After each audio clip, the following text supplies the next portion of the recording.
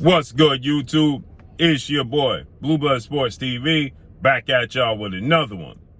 So undefeated 3-division world champion superstar boxer, Gervonta Tank Davis, is now 27 wins, no losses, no draw, 25 big wins by way of knockout.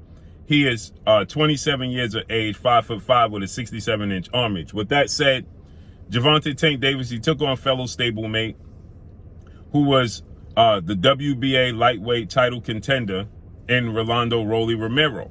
Okay, Romero, he came into this fight 14 wins, no losses, no draw, 12 wins by way of knockout. 26 years of age, 5'8" with a 68-inch arm reach. With that said, Romero, he talked a good game. Romero, he sold the fight. Okay, he had many people believing that he could actually win this fight. Obviously, Rolando Romero is not the most fundamentally sound skill boxer. Okay, he's not technically sound. Okay, he's very awkward, very unorthodox approach to the sport of boxing. And many people, they started to give him a chance because, well, they just highlighted that Rolly has power.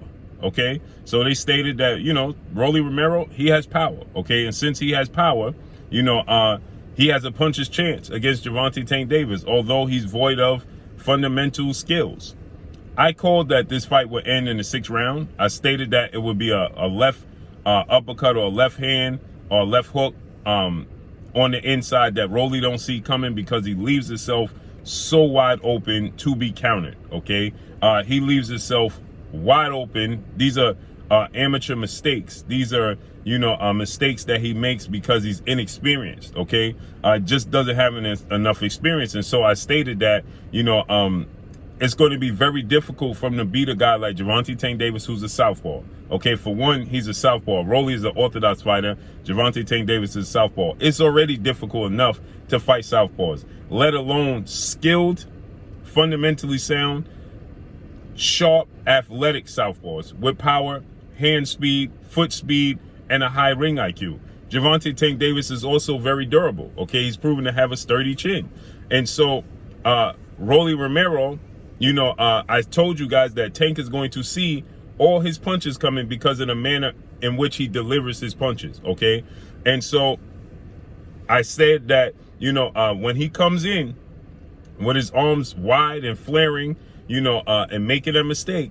Now, he attempted in the beginning of the fight to be fundamentally sound and disciplined and take his time and not get overzealous.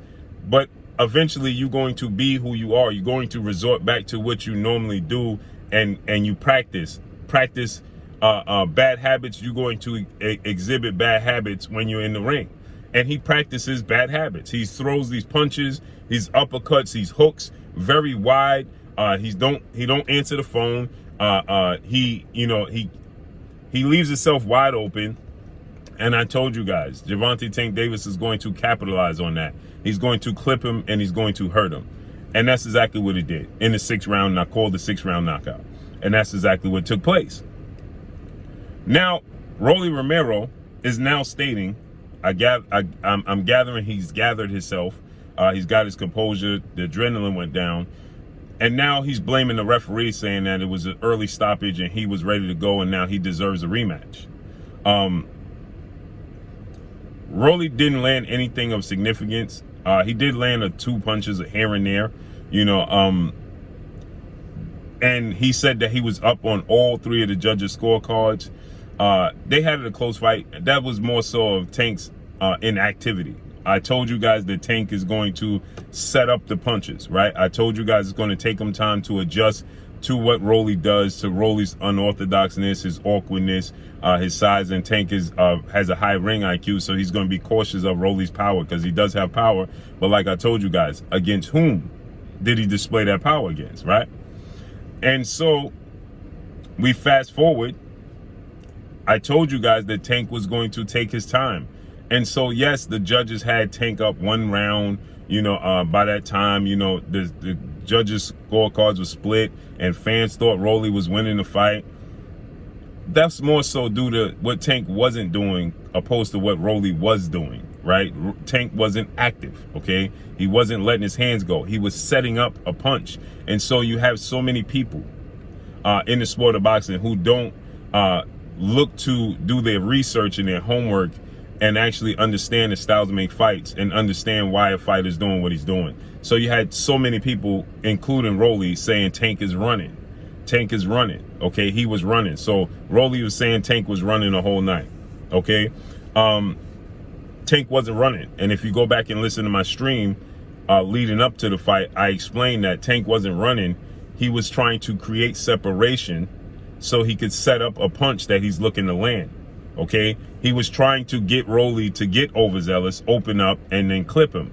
And that's exactly what he did. So I was explaining that his ring generalship is not him running. There's a difference between him retreating because he don't want to get hit with something or he don't want to engage with the other fighter. And there's a difference between him trying to create separation, okay, to set up a punch that he's looking to land. There's a complete difference. And so him fighting off the back foot, people took it as him running, including Rolly. Because, again, that's Rolly's inexperience for him to say that Tank was running. He still don't realize that Tank was setting him up for the punch that he landed. And when Rolly got up, okay, when he got knocked down, should I say, his left leg was pumping the gas, right? Like he was pumping the brakes or pumping the gas in a car, right? His left leg was jerking, jerking, jerking, jerking. Right? And then he got up and his right leg was all over the place. Okay. He was on shaky legs. He was not balanced. He looked confused and the referee saw enough and waved it off. So Rolly is saying now that, he was robbed in the fight. Okay. And that, he wants a rematch. Okay. And that he, was winning on the cards and Tank got lucky, and clipped him with a lucky punch. And this is what I said when I had Coach Calvin Ford, Tank Davis, father-like figure, mentor, and trainer Calvin Ford on the show.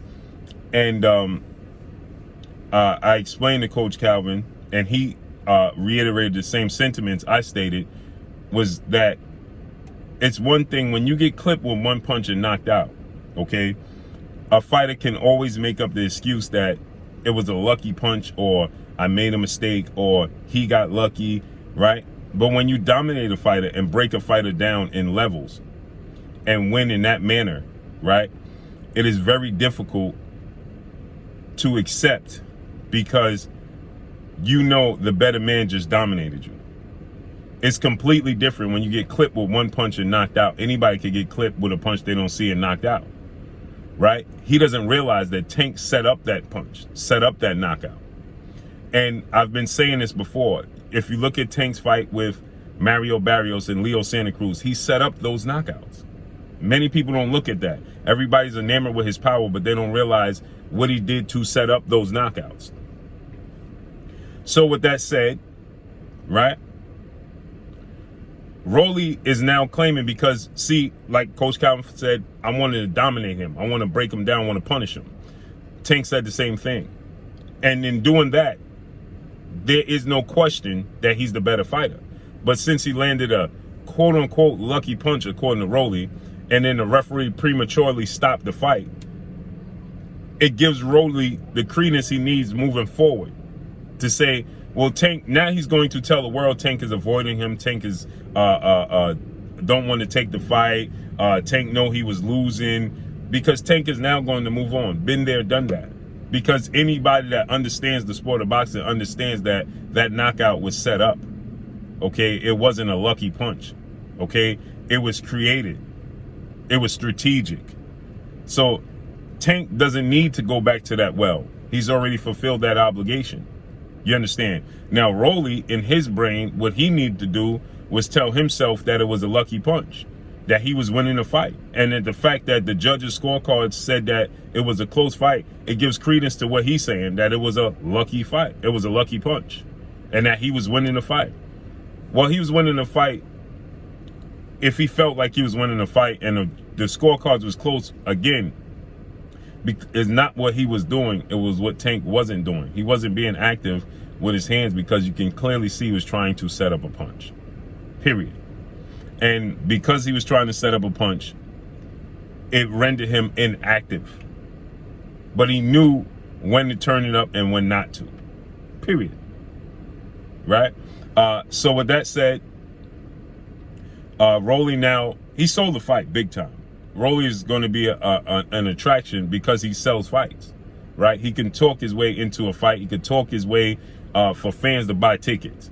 And fans are going to believe Rolly. There's so many fans today that in my inbox saying Tank got lucky. They believe that, okay? And so moving forward with another fight, he's going to sell tickets again because he talks up the fight, period. But in all reality, he lost to a better fighter, point blank and period. So let's see how this unfolds moving forward. But that's all I got for y'all. Make sure you hit the like button. Drop a comment in the comment section. Let me know what y'all think. Y'all already know what it is. It's your boy Blue. Blue Blood Sports TV. Hate, like, comment, and subscribe. You haven't subscribed, hit the subscribe button, hit the like button, hit the bell icon to get all the new notifications. Follow me on Instagram at Blue Blood Sports TV, all in one word. Y'all already know what it is. Shout out to the entire LDBC. Shout out to New Media. Shout out to Black Media Raw. Make sure you like and share these videos. That's all I got for y'all. Peace.